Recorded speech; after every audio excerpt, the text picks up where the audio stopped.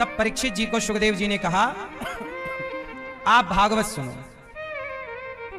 भागवत सुनेंगे तो 7 दिन में ही आप मोक्ष के अधिकारी बन जाएंगे। इसलिए जिसके पास समय कम है, कल्याण चाहता है, वो भागवत सुने। अभी 11 अप्रैल से यहाँ भागवत जी के पोथी पाठ बैठेंगे। आप भी अपनी माता को, पिता को, अपने पूर्वजों की सदगति को इस वैशाख के माह में आप भागवत जी का अनुष्ठान करा सकते हैं। जीवन में एक बार भागवत जरूर सुन लेनी चाहिए। इसी बहाने आपके बच्चे कथा सुनने यहाँ ले आया करो। बच्चे कथा सुन लेंगे, कुछ सीख लेंगे। कितनों के जीवन में परिवर्तन हुआ कथा से, कितनों के जीवन। आप कितने लोग ऐसे हैं जिन्होंने भागवत कराई, सुना, उनके जीवन में भागवत जी के पोथी पाठ से।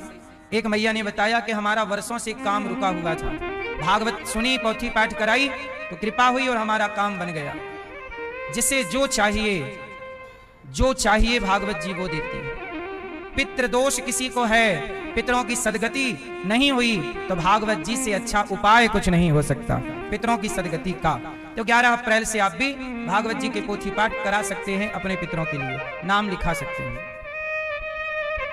सुखदेव जी ने कहा, परीक्षित जी, जितासनो जित श्वासो जित संगो जितेंद्रियः। और जितासनो आसन जीतो, जितासनो श्वास प्राणायाम जीतो, जित संगो संग जीतो, और धीरे धीरे चित्त को, मन को केंद्रित करो भगवान के चरणों में। अच्छा एक बात बताओ, सुई हिलती रहेगी तो क्या धागा जाएगा? धागा जाने के लिए सुई का कैसा होना जरूरी है? स्थिर। जब तक सुई स्थिर नहीं होगी धागा नहीं जाएगा। ऐसे जब तक मन स्थिर नहीं होगा तब तक परमात्मा उस मन मंदिर में प्रवेश नहीं करेंगे। भगवान तभी प्रवेश करेंगे जब मन की स्थिरता हो। इसलिए संत जन कहते हैं, सत्संग के द्वारा, जप के द्वारा, सेवा के द्वारा अपने चंचल मन को स्थिर करो, शांत करो। और हाय हाय ना चीराणी किम पथि न संति दिशंति भिक्षाम। अच्छा ये बताओ, आपकी जरूरतें ज्यादा हैं या कम हैं? आपकी जरूरत ज्यादा है भैया या कम? ज्यादा। तो ज्यादा जरूरत वाला व्यक्ति अच्छा होता है कि कम जरूरत वाला है? सुखी कौन है? जिसकी जरूरतें ज्यादा हैं वो सुखी है या जिसकी जरूरतें कम हैं वो सुखी है? बोलो। सुखी रहना है तो अपनी जरूरतों को कम कर लो। जैसे आप लोग व्यर्थ का खर्चा करते हैं। आप चाय पीते हैं? पीते हैं। कितनी बार पीते हो? 2 बार पीते हो? 1 बार पीते हो? कितनी बार खाते हो? 2 बार खाते हो। और भी कुछ खर्चे हैं, गुटखा, तंबाकू, सिगरेट, बीड़ी? नहीं। हमारे देश में सबसे ज्यादा चाय पी जाती है। चाय पीने के फायदे क्या हैं जरा आप मुझे बताओ, फिर नुकसान क्या है मैं आपको बताता हूं। चाय पीने के फायदे आप मुझे बताइए ताकि मैं भी चाय पीना शुरू करूं। हाँ भैया बताइए, चाय पीने से क्या फायदा है? थकावट कम होती है। थकते ही कब हो? बैठे बैठे। थकावट काम कुछ है नहीं, हो थक गए, लाओ चाय पी लेते हैं थकावट मिटाने के बहाने। कैसी गलत फहमियां आप लोगों ने पाल ली। ये दास अनिरुद्ध, मैं चाय नहीं पीता, पर कभी कभी चाय, कभी 2, 4, 6 महीने में एक आध बार कोई प्यार से पिला दिया, कहीं मजबूरी है तो पी भी लेते हैं, पर नशा नहीं है हमारा।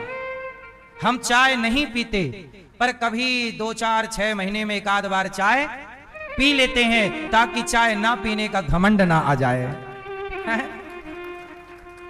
चाय पीने के फायदे आप ना बता पाओगे। अब नुकसान सुनो। सबसे पहला नुकसान चाय का, सबसे पहला नुकसान चाय का चाय से नहीं है। किससे है? सबसे बड़ा नुकसान है चाय से नहीं, चाय बनने से लेकर पीने तक का जो टाइम है। चाय पीने के नाम पर आधा घंटा बर्बाद होता है। आप किसी के घर जाइए, कहिए भाई साहब अरे आइए चाय पी लीजिए, चाय पी लीजिए से लेकर के टाइम गिनना आधा घंटा हो जाएगा। 20 मिनट तो कहीं नहीं गए। बोलो हाँ। अब बताओ चाय कितने की है? 10 रुपए की। और 20 मिनट कितने के हैं? उत्तर दो। टाइम कीमती है कि चाय कीमती है? टाइम 20 मिनट यदि लगा तो 20 मिनट कितने के हैं? आप काश समय की वैल्यू करते, काश आप समय को समझते। जो व्यक्ति समय की इज्जत करेगा वो चाय के लफड़े में नहीं पड़ेगा, क्योंकि चाय हमेशा लेट कराती है। ये बात सही है कि गलत है? चाय से दिक्कत नहीं है, चाय से दिक्कत नहीं है। कई बार आप चाय के चक्कर में आधा घंटा लेट ऑफिस पहुंचते हैं, चाय के चक्कर में आप लेट हो जाते हैं। 10 रुपए के लिए आप 20 मिनट की कोई वैल्यू नहीं, आधे घंटे की। जो व्यक्ति समय को नहीं समझता, फिर समय भी उसको नहीं समझता। ले, तूने मेरी इज्जत नहीं की, 10 रुपट्टी की चाय के लिए मेरे 20 मिनट तूने खराब किए। समय बोलेगा तुझे मेरी कदर नहीं है, अब मैं भी तेरी कदर। सफल व्यक्ति चाय पिए तो समझ में भी आता है कि वो तो सफल है। अब तो वो चाय पिए, जूस पिए, सफल है, उसके पास सब कुछ है। पर तुम अभी स्ट्रगल कर रहे हो, तुम्हारे पास अभी टाइम की बड़ी कीमत है और तुम अपना टाइम बर्बाद कर रहे हो। इसका मतलब आप टाइम को बिगाड़ रहे हो। चाय से सबसे बड़ी हानि किसकी है? टाइम की। किसकी हानि है? मैं जो कह रहा हूं वो सही है कि गलत है? समय बिगड़ता है कि नहीं? बोलो हां कि ना? बर्बाद होता है। फिर शमशान एक दिन मैं चला गया टहलते टहलते। आप लोग नहीं जाते ना टहलते हुए शमशान? हम जाते हैं, हम शमशान भी जाया करते हैं घूमते फिर। चलो आज टहलने चले शमशान, क्योंकि आप कहीं भी टहल लो आखिरी में पहुंचना वहीं है। तो जब आखिरी में पहुंचना तो पहले चल के देख लो क्या व्यवस्थाएं हैं। शमशान एक दिन मैं गया तो वहां लिखा था, क्या लिखा था जरा सुनिएगा। शमशान में लिखा था कि समय के पास इतना समय नहीं है। ये लाइन आप बोलो मेरे साथ, बोलो, समय के पास इतना समय नहीं है कि वह फिर से आपको समय दे सके। समय के पास इतना समय नहीं है कि वह समय के पास इतना समय नहीं है कि समय आपको फिर से समय दे सके। जब समय के पास समय नहीं है तो हम समय को क्यों बिगाड़ें चाय के चक्कर में? इसलिए जो हमारा समय बिगाड़े हम उससे दूरी बना लेते हैं। इसलिए आपने देखा होगा कथा 3 बजे से स्टार्ट होती है तो ये दास अनिरुद्ध 3 बजने में 2 मिनट 4 मिनट पहले ही आकर बैठ जाता है। ऐसा नहीं होता कि 3 बजे से कथा और मैं 3:01 पे आऊं। 1 मिनट भी मैं लेट नहीं होता। आप साक्षी हैं इस बात के कि नहीं? ये बात मैं इसलिए बताता रहता हूं ताकि आप लोग भी समय की इज्जत करना सीखें। मैं 1 मिनट भी लेट नहीं होता। कभी लेट होऊंगा तो बहुत बड़े कारण के कारण लेट होऊंगा। कोई बहुत बड़ी बात होगी, कारण में कहीं विशेष काम से गया होऊंगा, आते समय कोई ट्रैफिक में फंस गया, वो अलग विषय है। पर 365 दिनों में 364 दिन में लेट नहीं होता। साल में 1 दिन की मैं भी गारंटी नहीं लेता, और वो भी मजबूरी होगी कभी 1 आध दिन।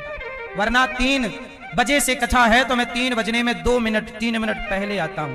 आपने कभी नोट किया कि नहीं? ये सब बातें नोटिस की? 3:01 में मैं नहीं आता, 2 मिनट पहले आता हूं। सोचिए कि जब दास अनिरुद्ध समय की कदर करता है तो फिर आपको नहीं करनी चाहिए? आपकी संतानें, आपके अपने लोग और आप भी समय को नहीं समझते, इसलिए आप जीवन में परेशान हो, रोते हो। जीवन में कई बार आपकी इच्छाएं हैं पर आप परेशान हैं क्योंकि आप कदर नहीं करते वक्त की। सफल व्यक्ति समय को समझता है और असफल व्यक्ति समय की कीमत नहीं करता। तो आज से आप में से कितने लोग समय की कीमत समझेंगे और अपने बच्चों को समय की वैल्यू समझाएंगे? समय समय समय पर होता है, समय समय की बात। राम जन्म का दिन बड़ा, कृष्ण जन्म की रात। हम हमेशा समय पर मिलना जुलना, आना जाना, खाना पीना समय पर ही करना ठीक समझते हैं। समय की कीमत बड़ी है साहब। पुरुष बली नहीं होता है, समय होत बलवान। भीलन गोपी लूट लई वही अर्जुन वही बाण। अर्जुन जीत गए महाभारत, पर जीतने वाले अर्जुन, महाभारत को जीतने वाले अर्जुन जंगल के भीलों से हार गए। जंगल के आखिरी में जंगल के भीलों से हार गए। क्यों? क्योंकि वो समय जिताने वाला था, वो कृष्ण साथ में थे। आज प्रभु साथ नहीं है तो समय हरा रहा है। कभी समय जिताता है तो कभी समय किसी के बाप की बफौती नहीं है। समय अपने आप में राजा है। समय आपका गुलाम नहीं है, आप समय के गुलाम हैं। इसलिए समय की इज्जत करो, वक्त की इज्जत करो। 1 मिनट में 60 सेकंड होते हैं, हर सेकंड की इज्जत करना सीखिए। अपने समय का सदुपयोग पढ़िए, पढ़ने पे समय लगाइए, कुछ सफल होने में समय लगाइए। आप लोग निंदा चुगली करने में समय लगाते हैं, दिन भर मोबाइल देखने में समय लगाते हैं। आप अपने पैर पे कुल्हाड़ी मार रहे हैं। आप अपने ही सबसे बड़े दुश्मन हैं। बेवजह बर्बाद कर रहे हैं। पैसा बर्बाद हो रहा है, कोई बात नहीं, पैसा बर्बाद होगा तो पैसा फिर आ जाएगा, पर समय बर्बाद होगा तो समय कभी नहीं आएगा। क्यों? पैसा आ सकता है, समय आएगा। इसलिए बताओ, पैसा महंगा है कि समय? तो आप कोई तो ये बात समझ नहीं है, हम तो समझे। कहो, चाय के बिना हमारा कोई काम थोड़ी रुक रहा है। चाय पीजिए, कहीं मिल जाए कभी भाईचारे में कोई रिश्तेदारी प्यार मोहब्बत में पिलाए, बात सही है, पर जीवन में मेरा मानना है किसी चीज का नशा नहीं पालना चाहिए, आदी नहीं होना चाहिए। कई बार आप लोग आदी हो जाते हैं, बीड़ी के आदी हो गए, सिगरेट के आदी हो गए, गुटखे के आदी हो गए, चाय के आदी हो गए। क्या बात है? आदी मत बनो। अपने को किसी से बांध कर मत रखो, अपने को सदा स्वतंत्र रखो। इन नसों से बांध कर अपने आप को, नशे, ये नशा है ना, नशा से बांध करके मत रखो। क्यों भैया, बात सही है? अब आप कहते हो जी शराब के बिना हम रह नहीं सकते। अरे नशा करना है तो जाम पर जाम पीने से क्या फायदा, रात बीती उतर जाएगी। हरि नाम का जाम पी ले बंदे, तेरी जिंदगी सुधर जाएगी। जाम पीना ही है तो भक्ति का जाम पी ले, सेवा का जाम पी ले, सेवा कर ले, अच्छे काम कर ले। नशा करना है तो बुराई, दास अनिरुद्ध भी सेवा का नशा करता है। हमारे को नशा है सेवा का, ये भी तो एक नशा है। हम रोज आपको कथा सुनाते हैं, 12 महीने सुनाते हैं, हमें कथा सुनाने का नशा है। माताओं की सेवा करने का नशा है, गुरुकुल खोलने का नशा है, गायों की सेवा करने का नशा, ये भी तो नशा है।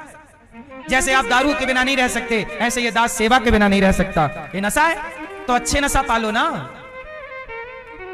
बुरे नशा ही क्यों पालना? सही है गलत है? भटका हुआ युवा कब आएगा लाइन में राम जाने।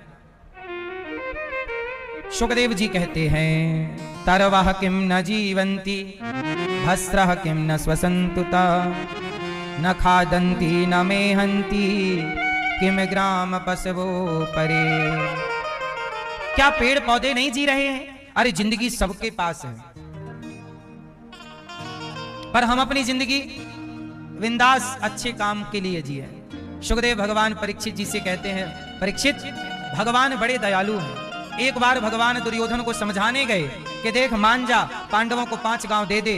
पर दुर्योधन बोला 5 गांव क्या, मैं सुई की नौक बराबर भूमि पांडवों को नहीं दूंगा। जब नहीं दिया तो क्या हुआ? भगवान पांडवों के साथ हैं और महाभारत में नाश हो गया। इसलिए कहता हूं भगवान का स्वभाव कैसा है। दुर्योधन कहता है मेरी मैया ने 56 भोग बनाए हैं, बादाम काजू बढ़िया काजू की मिठाई है, प्रभु सुंदर सुंदर हलवा है, पकवान, चलो जरा खाओ। भगवान बोले दुर्योधन हम आपके घर खाएंगे नहीं। क्यों नहीं खाओगे? बोले आपके घर नहीं खाएंगे तो कहां खाओगे? बोले विदुर जी के घर खाएंगे। दुर्योधन हंसा, विदुर जी के पास थोड़ी कुछ खिलाने को है, वो तो झोपड़े में रहते हैं, उनके पास थोड़ी कुछ है। मैं 56 भोग सोने की थाल में परोस के खिला रहा हूं। भगवान बोले हम कोई वस्तु के भूखे थोड़ी हैं, तेरी सोने की थाल का हम क्या करेंगे, तेरे पकवानों का हम क्या करेंगे। हम कोई वस्तु के भूखे नहीं, हम तो भाव के भूखे हैं। हमारी काकी विदुरानी भाव से जो खवाएगी वो खाएंगे। भगवान ने दुर्योधन के 56 भोग छोड़कर विदुरानी के घर गए और काकी जी गाय के गोबर से आंगन लीप कर और कन्हैया का इंतजार कर रही कि आएंगे आएंगे। कन्हैया पहुंचे, काकी जी चरणों में गिर पड़ी काकी। भगवान ने गले से लगाया विदुरानी को। काकी ने कहा कि प्रभु हम दीनों पर, हम गरीबों पर भी दया करने आप आते हैं, हमें बिल्कुल विश्वास नहीं था कि आप आएंगे, पर आपने आकर हम जैसे गरीबों का भी विश्वास जगा दिया कि हमारे घर आए हैं। विदुर जी के घर गए तो हम सबको भरोसा है कि हमारे घर भी आएंगे। अब विदुरानी कन्हैया से बातें करने लगी। कन्हैया बोले काकी भूख लगी है, देखो दुर्योधन दे रहा था खाने को, नहीं खाए, और यहां मांग रहे हैं काकी जी भूख लगी। काकी समझते हो ना आप लोग, काकी किसको कहते हैं? चाची को काकी कहते हैं गांव में। चाची को क्या बोलते हैं? चाचा को काका। तो विदुर जी काका है और विदुरानी काकी कुछ खाने को दे दो। काकी बोली कि क्या दूं? अच्छा उनके घर में तो कुछ था नहीं, वो सूखे साग पत्ते उबाल करके पानी में खाती थी। अब वही साग पक रही थी, भतुए की साग, पानी में डाल दिया, पक गई, सो खा लिया, ना कोई मिर्ची, ना कोई छौंका, ना कोई मसाला, खा गए। अब तो विदुरानी जी प्रेम से भगवान को साग खिला रही हैं और भगवान बड़े स्वाद से खा रहे। काकी जी बहुत अच्छी बनाई है, और है क्या? हाँ हाँ है, और सूखी साग परोस दी, और है क्या? पूरी खा गए। अभी भूख मिटी नहीं, अब क्या करें? अब क्या? तो बगीचे गई तो केला तोड़ कर ले आई, और केला छिलका छीलती जाए विदुरानी, टुकुर टुकुर कन्हैया को देखती जाए, और छिलका छील कर फल काकी जो फेंकती जाए। भाव में पागल हो गई। जब आप भाव में विह्वल होते हैं तो आप क्रिया को भूल जाते हैं कि हम क्या कर रहे हैं। तो वो भाव में ऐसी डूब गई कि भूल गई कि हम छिलका खिला रहे हैं कि फल खिला रहे हैं। फल तो फेंकती गई और छिलका को फल समझकर भगवान को खिलाती गई। और भगवान भी धन्य है, सारी दुनिया केले का छिलका फेंकती है और केला खाती है। यहाँ भगवान में उल्टा है, भगवान को खिलाने वाली काकी फल फेंक रही हैं और छिलका दे रही हैं, और भगवान छिलकों का भोग लगा रहे हैं। क्यों? विदुर जी आए बाजार से मेवा मिष्ठान लेकर और देखा तो कन्हैया छिलके खा रहे। अरे विदुर जी दौड़े दौड़े, देवी तुमने क्या किया? छिलके खिला दिए भगवान को। अब तो बाजार से लाए मेवा मिष्ठान परोसा, और जब भगवान को परोसा कहा प्रभु क्षमा करना। विदुरानी बोली प्रभु मैं भूल गई कि आपको क्या खिला रही हूं, आपने क्यों नहीं बताया कि मैं छिलका खा रहा हूं। अब 56 भोग जो विदुर जी बाजार से लाए वो खाते हुए भगवान ने कहा काका जी जो स्वाद मुझे इन छिलकों में मिला वो आपके 56 भोग में नहीं है। भाव का भूखा हूं मैं, भाव ही एक सार है, और भाव से भजले मुझे तो भव से वेड़ा। भगवान भावग्राही जनार्दन। भगवान किसके भूखे हैं? वस्तु के भूखे नहीं है, क्रिया के भूखे नहीं है। भाव क्या है?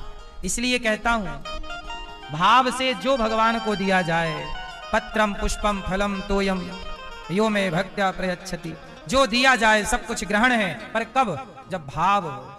इसलिए भगवान को जब भोग लगाते हो, अच्छा आपके घर के भगवान जी खाते हैं कि नहीं खाते? क्यों भैया?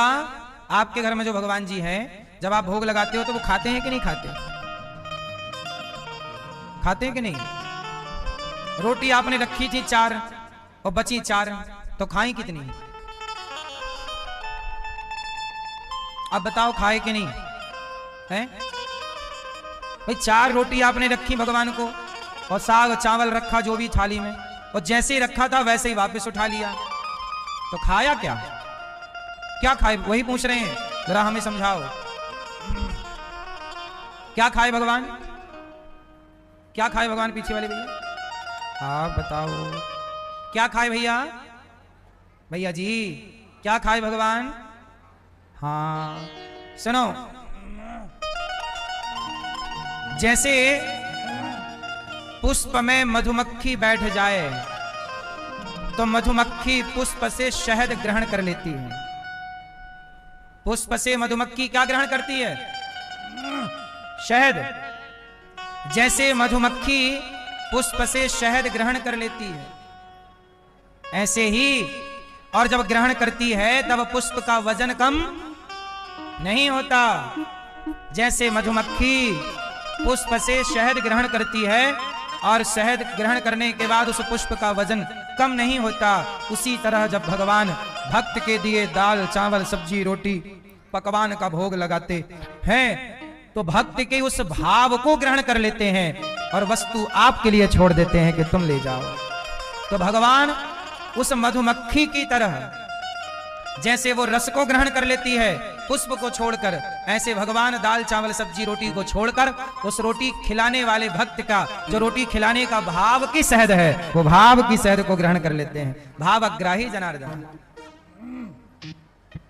इसलिए ये नहीं कहा जा सकता कि भगवान नहीं खाते, खाते हैं, भाव का भोग ग्रहण करते हैं। इसलिए आप रोज भोग लगाकर ही खाया करो। तुम ही निवेदित भोजन करें, बिना भोग लगाए भोजन नहीं करना चाहिए, बिना भगवान जी को खिलाए। अब कई लोग कहते हैं कि हम लहसुन प्याज खाएं कि ना खाएं। तो देखो, भगवान को भोग नहीं लगता लहसुन प्याज का, लगता है? अब सवाल खड़ा हुआ कि क्यों नहीं लगता? तो भगवान को भोग इसलिए नहीं लगता क्योंकि भगवान, ये जो लहसुन प्याज है ये तामसी कोटि का भोजन है।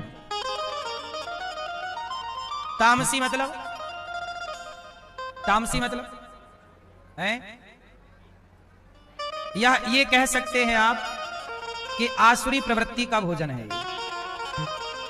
भोजन तो है, लहसुन प्याज भी एक प्रकार का आहार ही है, पर यह सबके लिए योग्य नहीं है। अब जैसे मांस भी है, मांस भी लोग खाते हैं, पर अपने लिए योग्य नहीं है।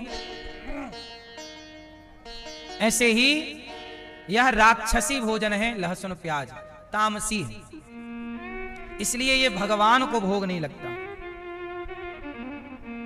जब भगवान को भोग नहीं लगता तो भक्त सोचते हैं कि जब भगवान ही नहीं खाते तो हम तो वही खाते हैं जो भगवान खाते हैं, जो भगवान नहीं खाएं वो हम क्यों खाएं? इसलिए लोग नहीं खाते। यदि आप लोग लहसुन प्याज खाते हैं तो कोई पाप अपराध ऐसा नहीं है कि कोई बहुत बड़ा गुनाह है। भगवान नहीं ग्रहण करते सो नहीं खाते। आप कोई खाए ना खाए मर्जी आपकी, अब वो आपका डिसीजन है, आपको खाना है या नहीं खाना। भगवान का भोग नहीं लगता तो हम लोग सोचते हैं कि अपने लिए फिर अलग से बनाओ, भगवान के लिए बिना लहसुन प्याज का बना दो और फिर अपने लिए लहसुन प्याज का। तो बताओ, फिर तो ये कपट हो गया। भगवान के लिए अलग स्वाद और अपने लिए अलग स्वाद। तो भक्त इस तरह का कपट ना करता हुआ, जो भगवान खाएंगे हम वही खाएंगे, यह निश्चय करके वह हर वस्तु त्याग देता है जो ईश्वर ग्रहण नहीं करते। और सबसे बड़ा पाप है असत्य बोलना, छल करना, कपट करना। इन बुराइयों का परित्याग कर देना चाहिए। भगवान विदुरानी के घर गए और भाव से छिलकों का भोग लगाए। इसके बाद भगवान जब अपनी लीला पूरी करके गए, अच्छा भगवान कृष्ण इस धरती पर कितने वर्ष रहे हैं? कितने वर्ष रहे? भगवान इस धरा पर आज भी हैं, कहीं गए नहीं। पर जो लीला का क्रम है वह 125 वर्ष का क्रम है। भगवान इस धरती पर, धरा पर कृष्ण बनकर कितने वर्ष लीला किए? 125 साल। और फिर अपनी लीला पूरी करके फिर यहीं कण कण में समा गए। अपने एक धाम वहां बैकुंठ गौलोक में और एक कण कण में ईश्वर समाये हैं। भगवान कहीं गए नहीं, आज भी वो यही हैं और हमें और आपको आज भी वो देख रहे हैं। जाते नहीं हैं भगवान, समा जाते हैं आपके आपके आपके अंतरात्मा में भीतर। अच्छा, भगवान कृष्ण किस तरह गए? जाने की लीला पता है आपको? कैसे गए? भगवान के पांव में एक बहेलिए जरा नाम के व्याध ने भगवान कृष्ण के पांव में बाण मार दिया। क्या मार दिया? पांव में बाण मार दिया। तो भगवान ने जरा नाम के व्याध को बुलाया यहां। अब व्याध को लगा भगवान के पांव, भगवान ना लेटे थे एक बार, पांव आगे और ऐसे पेड़ की छांव पे लेटे, तो पांव भगवान के चमक रहे थे, चरण भगवान के हैं। तो जरा नाम के एक बहेलिए ने, व्याध ने सोचा कि कुछ चमकीला है, कोई मृग वर्ग है, कोई है, वो शिकारी था। उसने चलाया बाण, वो बाण जाके लगा भगवान कृष्ण के चरण में। जब चरण में बाण लगा तो वो आया जरा नाम का व्याध, और आकर के देखा तो भगवान अब तो व्याध चरणों में गिर पड़ा। प्रभु क्षमा क्षमा, गलती हो गई, पांव में आपके बाण लग गए। तब भगवान ने कहा जरा तू परेशान ना हो, मैं तेरी खुशी के लिए मैंने तेरे बाण को ग्रहण किया है। जरा नाम का व्याध बोला मेरी क्या खुशी। तब भगवान कृष्ण ने जरा नाम के व्याध को बिठाया और कहा कि सुन, तूने मुझे बाण इसलिए मारा है क्योंकि मैंने भी एक बार तुझे बाण मारा था, तो तूने अपना हिसाब पूरा किया है। अब उसे तो कुछ याद था नहीं, जरा नाम का व्याध बोला कि मुझे तो कुछ नहीं पता। तब भगवान बोले कि सुन, तू पिछले जन्म में बाली था और मैं राम, मैं कृष्ण पिछले जन्म में, जोर से, मैं राम हूं और तू बाली है। तूने सुग्रीव की पत्नी को अपने घर में पत्नी की तरह रखा। सुग्रीव मेरी शरण में आया, वो तेरा भाई था, रोता हुआ बोला कि मेरे भाई ने मेरी पत्नी का अपहरण कर लिया, मेरी मदद करो। तो मेरे से जो भी मदद की गुहार लगाएगा मैं उसकी सुनता हूं।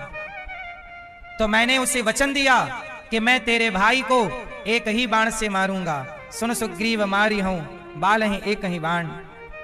फिर मैं सोचा कि बाली के सामने अर्थात तेरे सामने मैं खड़ा होता और यदि तू मेरी शरण में आ जाता तो मैं तुझे ना मार पाता, शरण में आए हुए को मैं नहीं मारता, और मैं तुझे नहीं मारता तो सुग्रीव को दिया गया वचन झूठा हो जाता। मैं वचन दे चुका था कि एक बाण से तेरे भाई को मारूंगा, और तू शरण में आ जाता तो कैसे मारता मैं तुझे।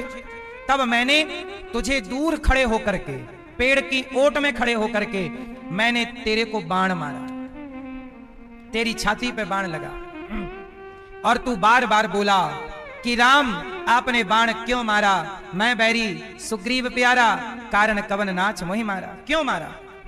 तब मैंने कहा कि तूने भाई की पत्नी का अपहरण कर लिया, इसलिए मारना पड़ा। जो अपने भाई की पत्नी के साथ दुराचार करे ताही बधे कछु पाप न होई। अनुज बधु भगनी सुतनारी सुन सठ कन्या सम एचारी, इन्हीं को दृष्टि बिलोके जोई ताही बधे कछु पाप न होई। मैंने तुझे मार दिया पर तू बार बार कहता गया क्यों मारा। तो मैंने तुझे बोल दिया था चल ठीक है, मैंने तुझे मारा है तो अगले जन्म में तू भी मुझे मार लेना भैया, हिसाब किताब हो जाएगा बराबर। अच्छा, यहां पर कुछ भक्त यहां ये कहते हैं कि जब राम के हाथ से मर गया बाली, तो जो राम के हाथ से मरा वो तो मुक्त हो गया, और जब मुक्त हो गया तो उसका दूसरा जन्म हो ही नहीं सकता। तो जब हो ही नहीं सकता तो ये जरा बन नहीं सकता, जरा नाम का व्याध। तो इसकी एक बात ध्यान से आप समझ लो, मुक्ति होने के बाद जन्म नहीं होता। आप लोग ऐसा मानते हैं? नहीं, आप लोग कहते मुक्ति मिल गई, मोक्ष मिल गया। अरे भैया, जिनका मोक्ष हो गया है, भगवान उन मोक्ष वाले भक्तों को भी चाहें तो धरती पे अपनी भक्ति का प्रचार प्रसार करने के लिए, अब जैसे मीरा जी आई, सूरदास जी आए, कबीरदास जी आए, तो ये सब मोक्ष वाले लोग ही तो हैं। मोक्ष था, इनको फिर भेजा के जाओ धरती पे थोड़ा पुनः भक्ति का प्रचार करो और फिर इनका मोक्ष हो जाएगा। तो भगवान जिनका मोक्ष हो गया है, मतलब वो भगवान के आदेश का पालन करने लगे। भगवान की जैसे जिसे विदेश मंत्री बना दिया गया, अब वो विदेश जाएगा और भारत की बात करेगा, बोलो हाँ। तो विदेश मंत्री जा रहे हैं जिस विमान से, उनका पूरा खर्चा सरकार उठाएगी, आने जाने खाने पीने का पूरी सुविधाएं देगी। ऐसे ही जिनका मोक्ष हो गया है वो भगवान के ऑर्डर पर जिस लोक में भगवान चाहे भक्ति के प्रचार के लिए भेज सकते हैं। अब उदाहरण दूसरा सुनो, बताओ रावण पिछले जन्म में कौन था? उत्तर दो। जय और, जोर से, जय और, जय और। अच्छा बताओ, जय विजय कहां रहते थे? बैकुंठ में। तो बैकुंठ से ही इन लोगों का पतन हुआ कि नहीं? और 3 जन्मों के लिए राक्षस बने कि नहीं? बोलो हाँ। तो बैकुंठ में रहने वाले जय और विजय को भी धरती पर आकर जन्म लेना पड़ा कि नहीं? बोलो हाँ। तो बैकुंठ वाला व्यक्ति भी वापस आ सकता है भगवत मर्जी से। भगवत कृपा से आएगा, जो आदेश उसे मिलेगा वो काम पूरा करेगा। इसलिए ये सारी बातें अज्ञानवश उठ जाती हैं, लोग समझते नहीं है पूरा विषय। बैकुंठ में रहने वाले को भी धरती पे आना पड़ता है, ये कोई, लेकिन वो ऑलरेडी आया हुआ भी मुक्त है, ये बात समझनी चाहिए। उसे फिर और किसी मुक्ति की जरूरत नहीं पड़ती। एक बार मुक्ति हो जाए, बोलो हाँ, एक बार आप विधायक सांसद बन जाओ, सारी जिंदगी तनख्वाह आती रहेगी, फिर चाहे सांसद रहो ना रहो। विधायक नेता लोगों ने गजब व्यवस्था बनाई है खुद के लिए, पब्लिक के लिए नहीं है कुछ। एक बार भले वो 4 महीने के लिए बने, पर वो 50 साल जिएगा तो 50 साल मजे आनंद से करेगा। बोलो हाँ, ऐसे ही है। एक बार मोक्ष हो गया तो फिर उसे दोबारा मोक्ष की जरूरत, इसलिए मीरा को मोक्ष की जरूरत नहीं थी। तुलसीदास जी, सूरदास जी को मोक्ष की जरूरत इन्होंने मांगा भी नहीं, क्योंकि ये ऑलरेडी मोक्ष वाले हैं। एक बार मुक्ति हो गई सदा, फिर आओ जाओ, फिर बंधन नहीं है। जैसे जेल में 2 लोग रहते हैं, क्यों भैया? मैया, ओ लाल मैया, हरी मैया, जा रही हो? मैया हाँ कर या ना कर, या बैठ जाओ या चली जाओ। इतना मैं सोच ली हूं महाराज, सोच विचार के अच्छा मैं बैठ ही जाती हूं। खड़ी हुई तो थी जाने के लिए, फिर लगा नहीं, अब सुन लो। तो मोक्ष वाले, इसलिए कहता हूं एक बार आप लोग ऐसे कर्म कर लो कि आपका मोक्ष हो जाए, फिर आपकी सीट पक्की, आता रहेगा हर महीने खाते में, फिर परेशान होने की जरूरत। बोलो हाँ। तो आप लोग एक बार मोक्ष के को पालो, फिर आप आजाद हो, फिर आप भटकोगे। अब जैसे सुनो, रावण मोक्ष वाला व्यक्ति था। रावण कोई ऐरा गहरा नत्थु खैरा नहीं था। रावण ऑलरेडी कहां रहता था? बैकुंठ में। और बैकुंठ से शाप के कारण धरती पे जन्म लिया, क्या बना? रावण। और जब बैकुंठ से, अच्छा, रावण आया और रावण रास्ता भटक गया।